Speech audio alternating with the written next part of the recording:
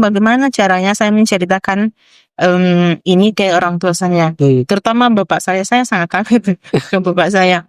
Lalu saya berbohong, saya ingin pergi untuk mencari kerja, tapi tujuan saya itu untuk datang ke komunitas PKK di Parepare. Saya pulang diam-diam, tiba-tiba saya muncul di rumah. Terus mama saya begini, "Loh, kenapa kamu pulang?" Tapi saya bilang, "Loh, emang kenapa kalau saya pulang?" Justru saya belajar dari teman-teman tunanetra bagaimana mendampingi mereka, terus bagaimana berkomunikasi dengan mereka. Awalnya saya gemetaran, saya takut kalau melakukan kesalahan. Tapi mereka justru kayak ngasih saya semangat. Tidak usah takut, nanti kami ajar begini.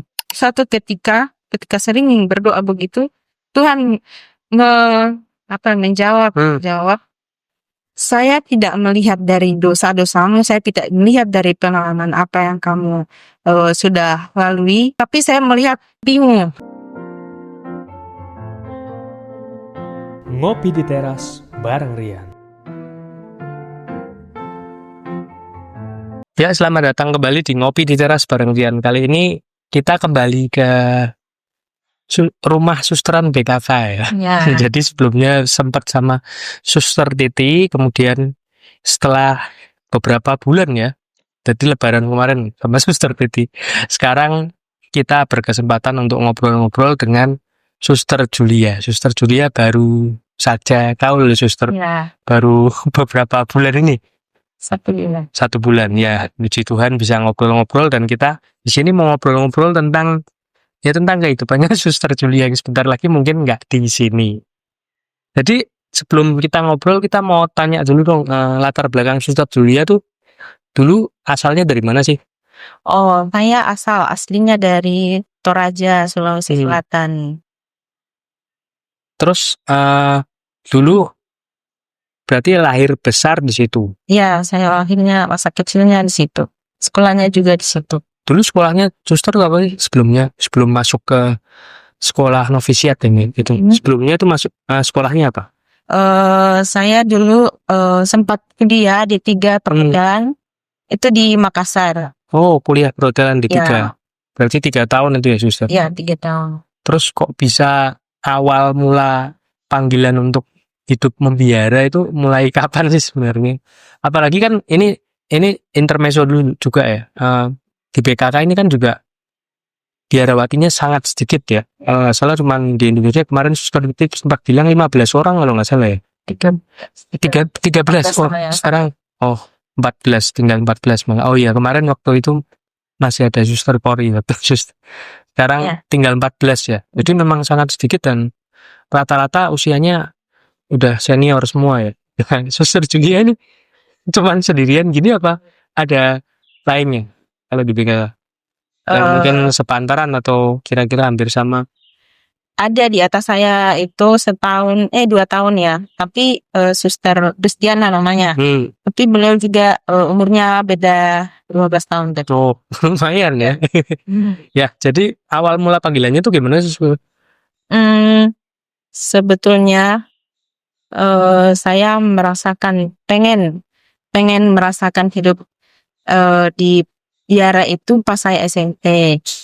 Itu karena kami berada di stasi terjauh dari paroki dan perjuangan kalau mau mengunjungi stasi kami, dan saya melihat para pastor bersama rombongan itu kalau kunjungan perjuangannya sangat besar menurut saya, dan mereka menginap di rumah kami.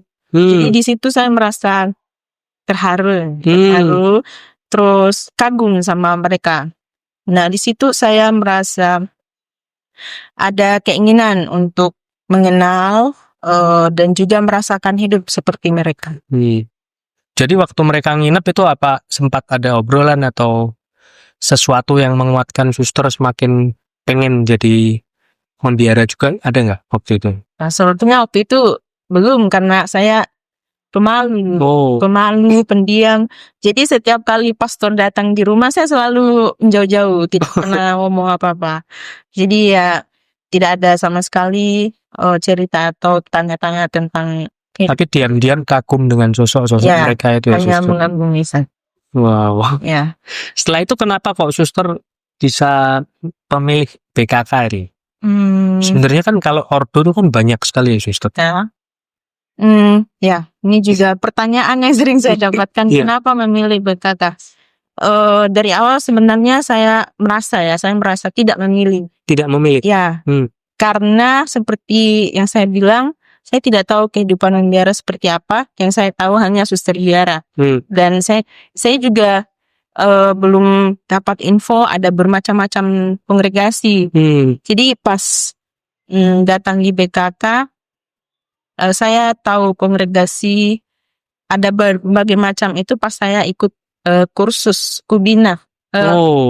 Ya, kursus Kubina di Jogja itu sudah dari bermacam-macam kongregasi pas waktu postulan. Itu saya di situ baru saya tahu kok ada bermacam-macam kongregasi. Tapi ya tadi suster Julia juga bilang, saya bukan memilih, tapi ya inilah pilihan Tuhan buat suster sepertinya ya. Jadi jalannya, ceritanya gimana sih suster kok bisa kesini itu? Waktu itu saya sedang dalam situasi yang sulit ya, dalam kebingungan, pusing memilih jalan mau kemana dan setelah lulus kuliah itu ya? Setelah lulus kuliah, lalu lulus kuliah. Udah tadi disebut perhotelan. Udah ya suster? Udah. Tapi kan enggak ada lanjutan. Oh iya. Ya. Oh iya ya. Jadi habis lulus kuliah kebingungan. Ya, setelah lulus kuliah perhotelan D3 itu tahun 2020. Itu masih masa Covid. Masa Covid. Ya, sempat mau ngelamar juga apa? Ya, masa Covid dan bingung mau melamar kerja di mana juga sulit karena masa Covid dan banyak lockdown. Tidak ada lowongan kerjanya. Lalu saya ke rumah di kampung sambil menunggu dan menenangkan pikiran. Ada salah satu suster BKK yang pulang kampung liburan itu di Sulawesi Barat. Nah, di situ ada tante saya, saudaranya mama saya yang punya tugas membersihkan gereja. Nah, suster BKK ini kunjungan ke pastoran mengunjungi salah satu pastor dan di situ mereka bertemu. Kalau suster BKK ini memperkenalkan diri dan sempat mengatakan tarekat kami sedang mencari anggota yang muda. Nah, tante saya ini langsung mengingat saya dan mengatakan ke suster ini, saya punya ponakan yang ingin mengenal suster biara. Nah, di situ saya posisinya di Toraja kan, di Sulawesi Selatan. Lalu saya berkenalan dengan suster BKK ini melalui video call. Oh, video call. Ya, video call pertama. Lalu dari kebingungan, setelah video call saya merasa ada jalan yang dibuka bagi saya untuk melanjutkan perjalanan. Di situ saya mulai merasa tenang, terus mulai membuat rencana apa yang harus saya lakukan dan kemana saya pergi. Wow. Setelah itu, apakah pertama kali itu kan kalau tante tahu kalau suster Julia pengen itu pembiara. Cuman kalau orang tua kan saat itu belum tahu kan. Kayaknya saya sempat dengar cerita waktu itu yang apa ya, yang agak sedikit loh ini agak kabur-kaburan kalau nggak salah. Boleh ceritain dong suster yang itu? Gimana tuh? Iya, ini sebagai orang tua pasti punya rasa senang anaknya selesai kuliah terus ingin anaknya kerja. Nah, saya pada waktu itu tidak ada pikiran untuk kerja.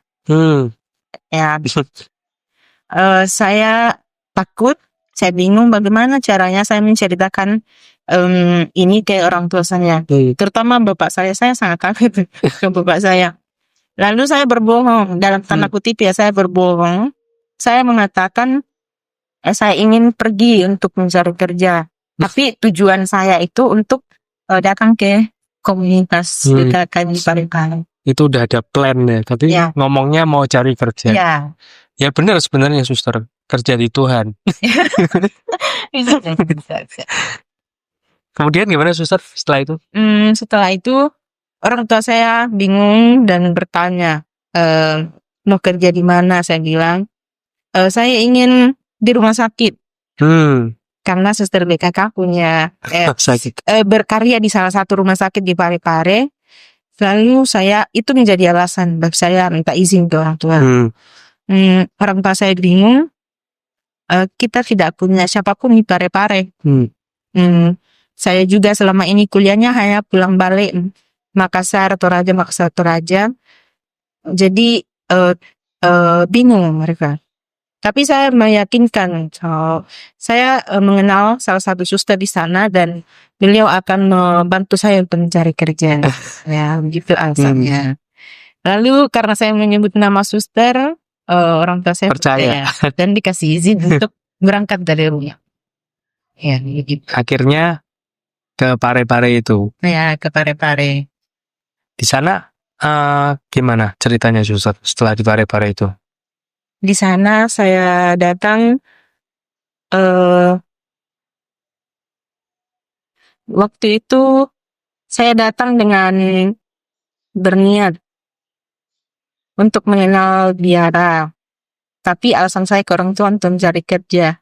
Nah, selama di Parepare saya mengalami kebingungan lagi. Galau lagi. Karena iya setiap kali ditanya sama orang tua. Jadi gak enak hati. Bagaimana sudah kerja atau belum? Kebetulan waktu itu lagi COVID kan, COVID. Jadi alasan lagi saya sekarang belum bisa kerja karena sedang COVID. Jadi sedang karyawan juga pembatasan. Jadi ya belum bisa menerima orang baru. Ya, saya percaya. Jadi selama berapa lama itu suster di biara di Parepare itu? 3 bulan. 3 bulan? Ya. Selama 3 bulan itu saya di komunitas belajar hidup bersama, belajar doa, dan juga ada bimbingan juga. Jadi semacam retret tapi lama gitu kayaknya. 3 bulan. Apa yang dirasakan selain galau tadi suster ketika di sana? Ya, saya merasa pengalaman 3 bulan itu walaupun COVID ya tidak bisa keluar, namun di dalam itu saya merasa tenang, saya bisa dekat sama Tuhan karena jam doanya teratur, ya, dan juga saya merasakan bahwa saya dituntun untuk keluar dari kebingungan saya. Gimana tuh suster ceritanya ketika dituntun tuh? Ada peristiwa khusus atau permenungan khusus ketika itu? Ya, saya menceritakan pengalaman saya ke suster, salah satu suster di komunitas. Dan saya diajak untuk membuat buku harian refleksi. Di situ baru saya mulai saya mendengar pertama kali saya mendengar apa itu refleksi dan juga dan juga kehidupan membiara, dan rasanya ya tenang, misalnya tenang. Lalu juga keinginan untuk merasakan kehidupan biara itu juga muncul lagi, semakin kuat. Ya, semakin muncul. Lalu saya saya percaya bahwa ini bimbingan Tuhan, dan ada juga diliputi rasa takut lagi. Bagaimana ini pengalaman saya terlalu sulit dan orang tua saya juga masih belum tahu. Jadi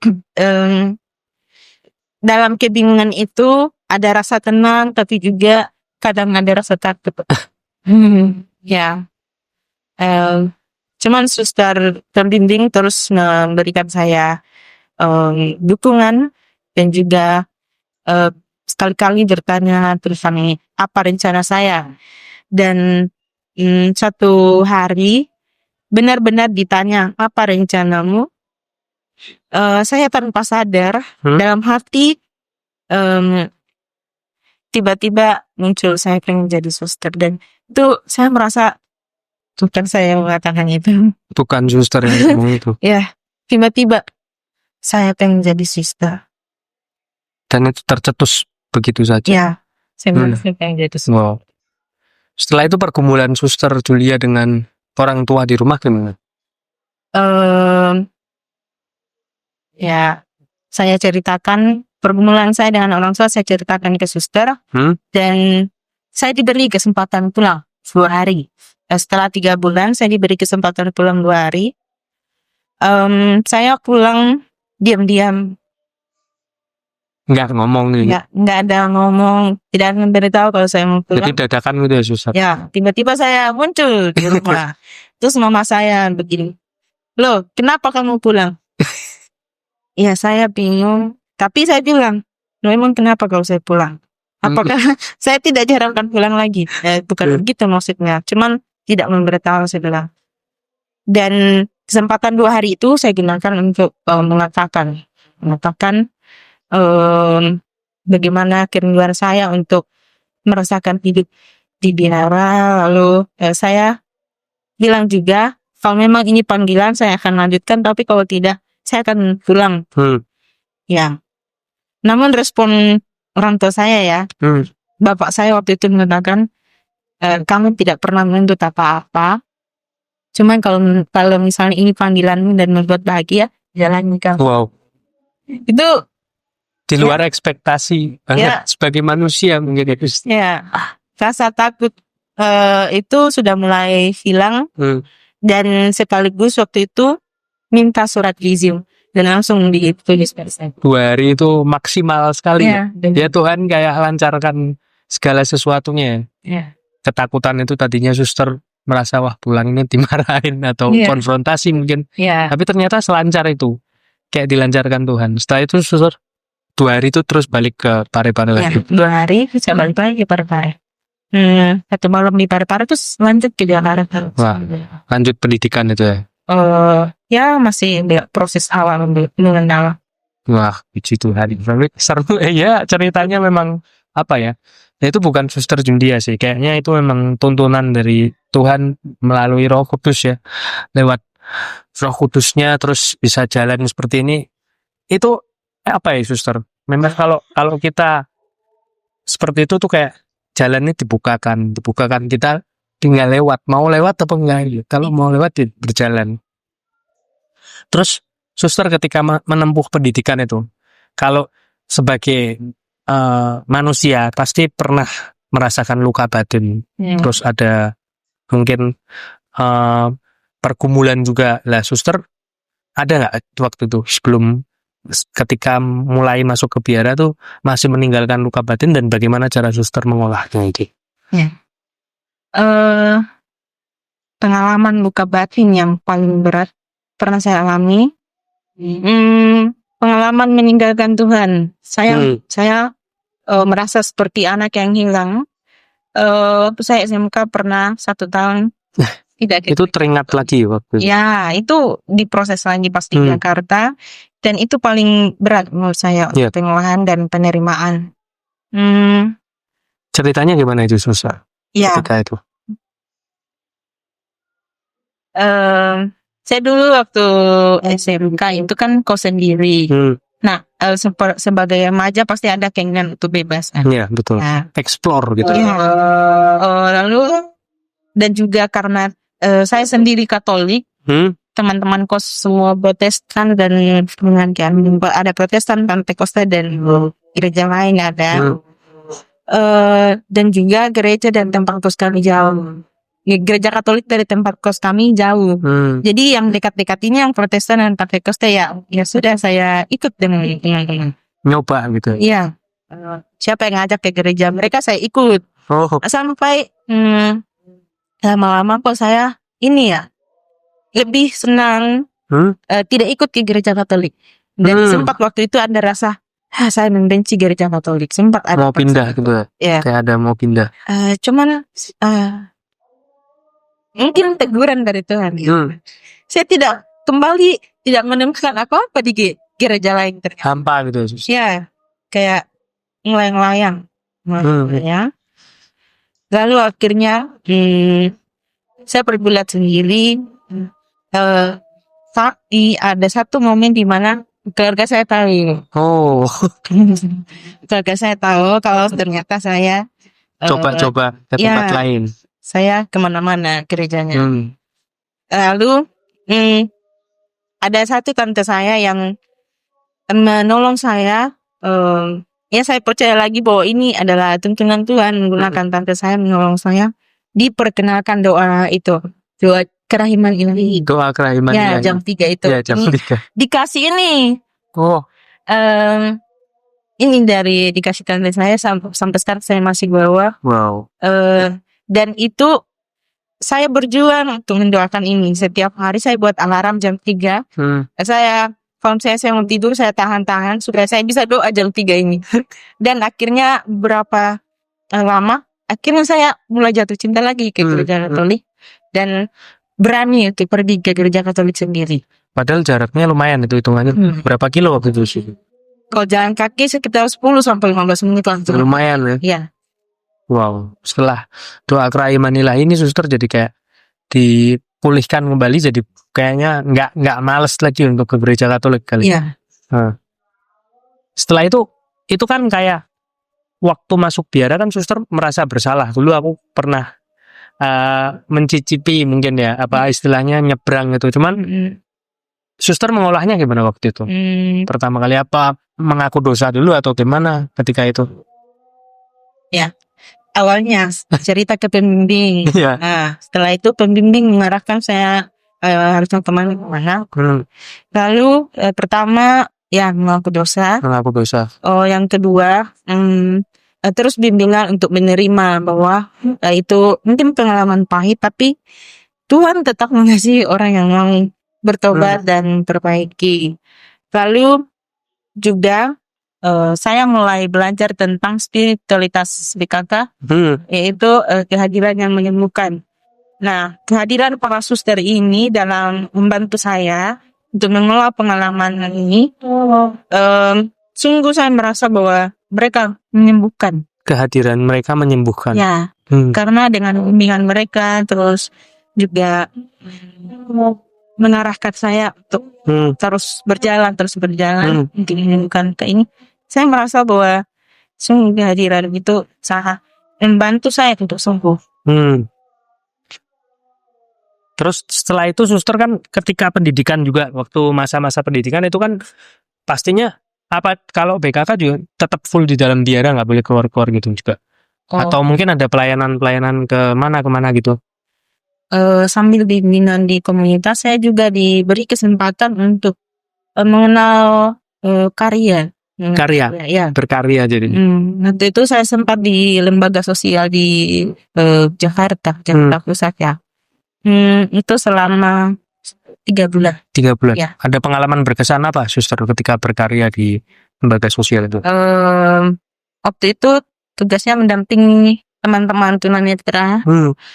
Itu juga salah satu pengalaman berat lagi karena pengalaman pertama bertemu dengan tunanetra dan nggak ada basic medis sama sekali juga suster. Suster kan malah perhotelan. Jadi saya justru saya belajar dari teman-teman tunanetra bagaimana mendampingi mereka, terus bagaimana berkomunikasi dengan mereka. Awalnya saya gemetaran, saya takut kalau melakukan kesalahan. Tapi mereka yang isi saya semangat. Tidak usah takut, nanti kami ajar begini. Mereka yang memberi semangat, mereka yang mengajar saya bagaimana mendampingi mereka. Jadi selama 3 bulan itu ada satu peristiwa atau 2 peristiwa yang berkesan sampai sekarang nggak, sister? Ada. Di sana itu. Waktu itu suatu hari saya mengantar 2 tunanetra ke stasiun kereta. Nah, ibu-ibu atau bapak-bapak? Dua-duanya bapak-bapak. Bapak-bapak. Ya, di Jakarta Pusat kan kita mau menyeberang. Dari katedral mau menyeberang ke itu kan masjid. Oh iya, ke Istiqlal. Justru mereka yang ngajar saya, nanti kalau kita menyeberang harus begini. Oh ya, saya ikuti terus. Lalu kalau misalnya ada tiang harus begini, belum begini.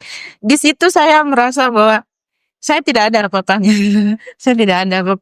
Saya benar-benar nol dalam mendampingi orang lain, dan justru dari situ saya mulai melihat ke dalam diri saya bahwa saya punya banyak kekurangan juga dan perlu belajar banyak. Mungkin orang yang kita lihat sebagai manusia normal, kekurangannya dari pandangan penglihatan, tapi malah dia yang bisa mengajari kehidupannya dia ya kepada suster. Setelah itu ada pelayanan lagi nggak suster ketika di Jakarta itu?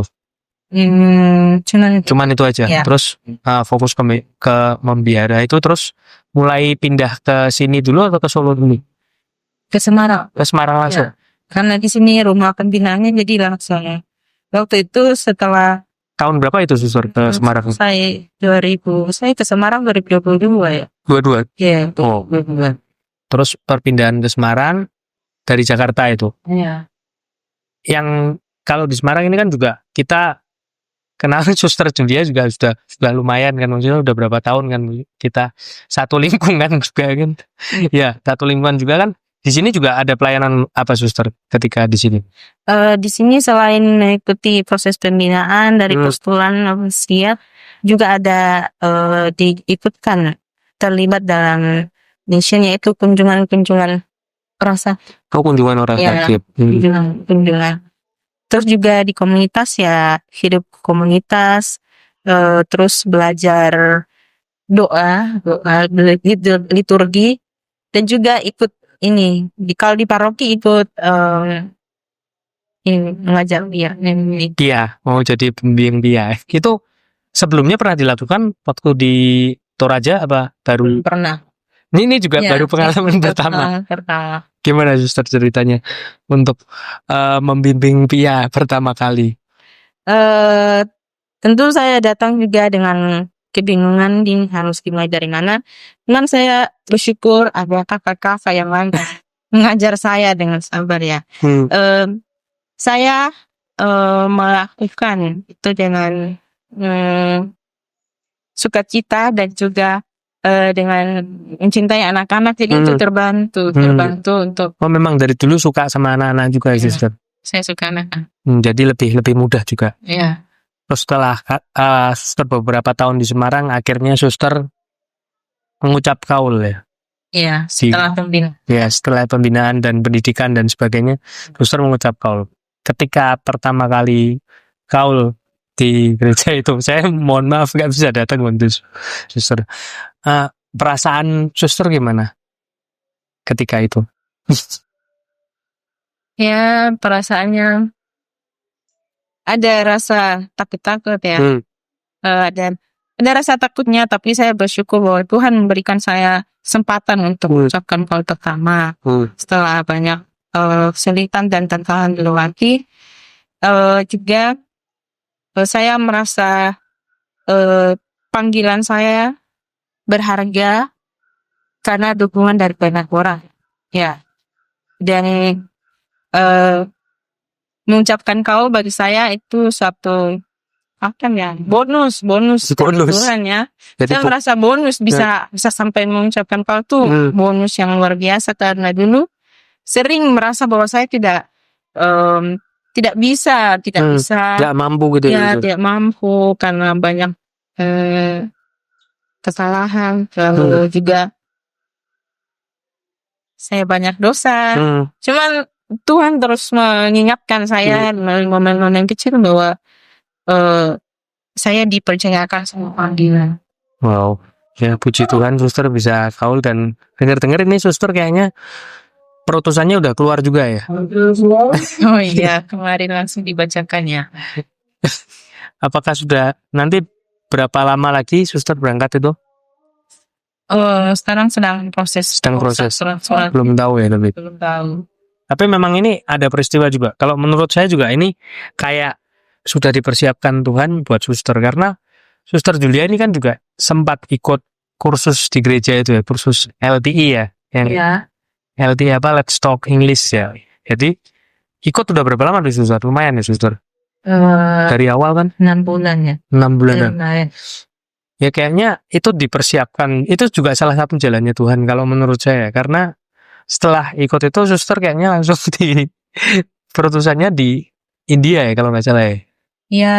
Itu yang dirasakan suster, apa suster juga menyadari seperti itu?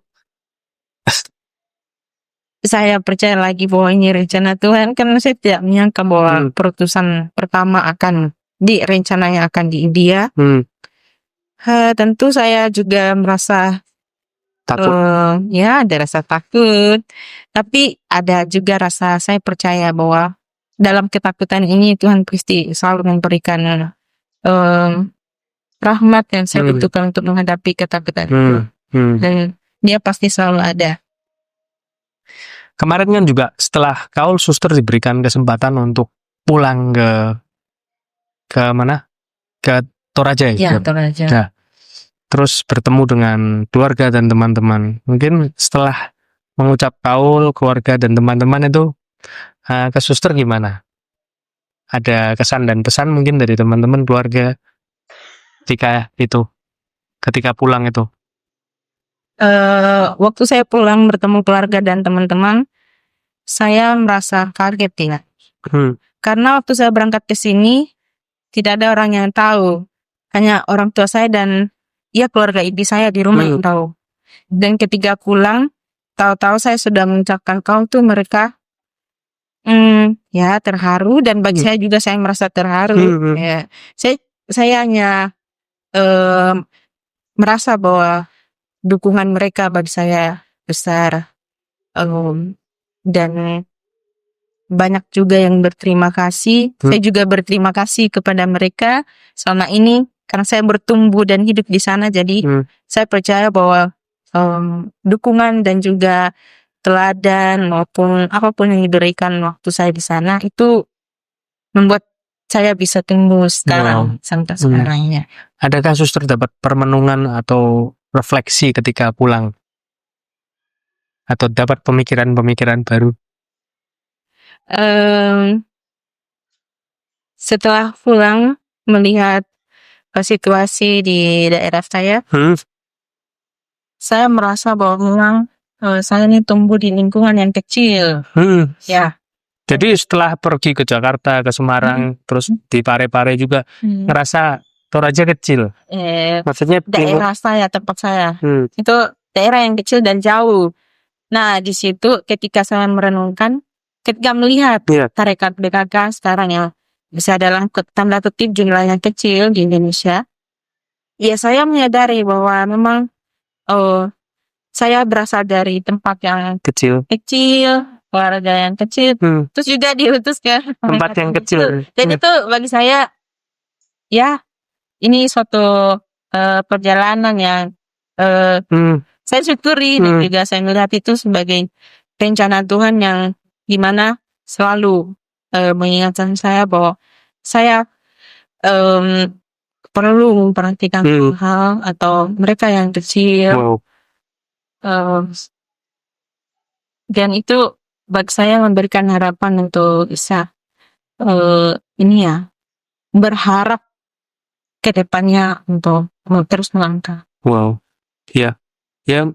suster berefleksi seperti itu juga sebenarnya juga kan panggilan untuk di BKK kan mulai menurun banget ya suster.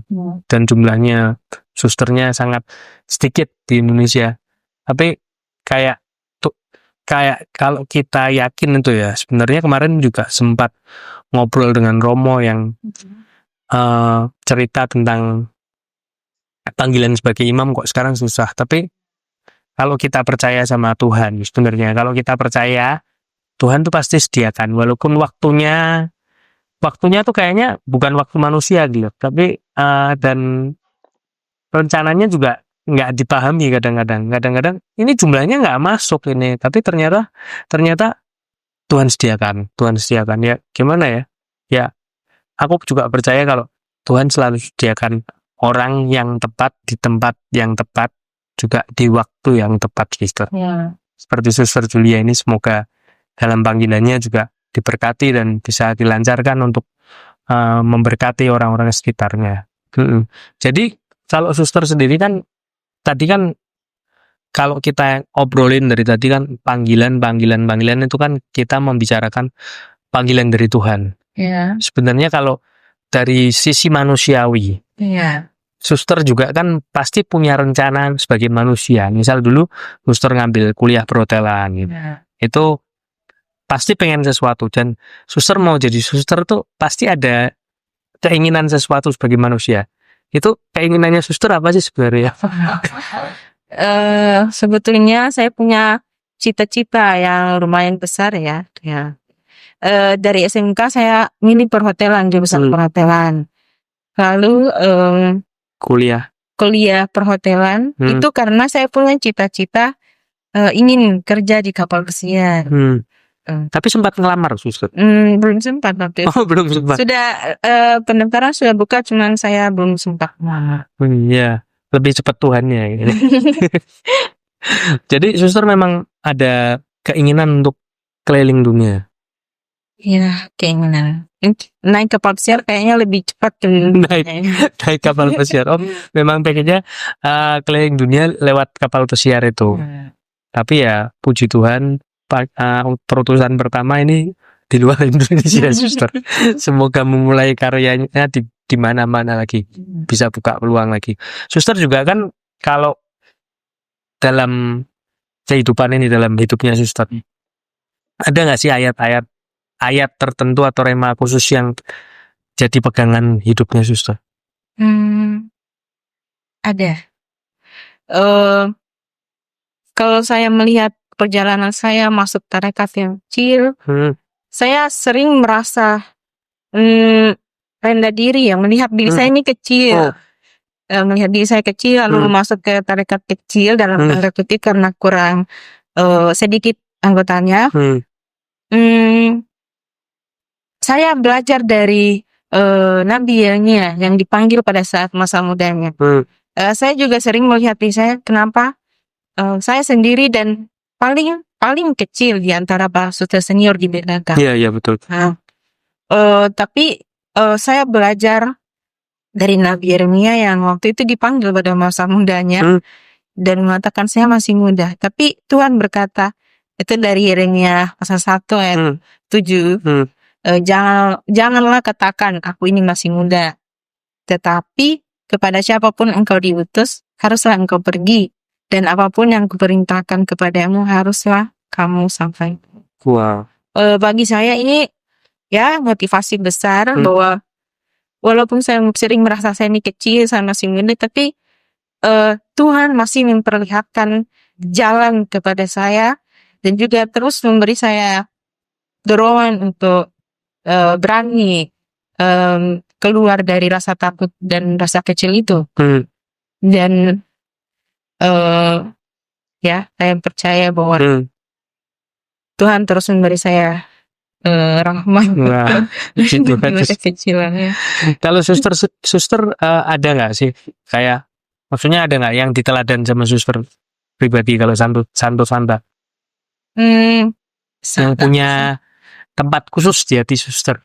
Ada. Atau Santa yang paling pertama itu Santo Paulus sih. Santo Paulus, ya. Paroki kita. Ya, Santo Paulus. Saya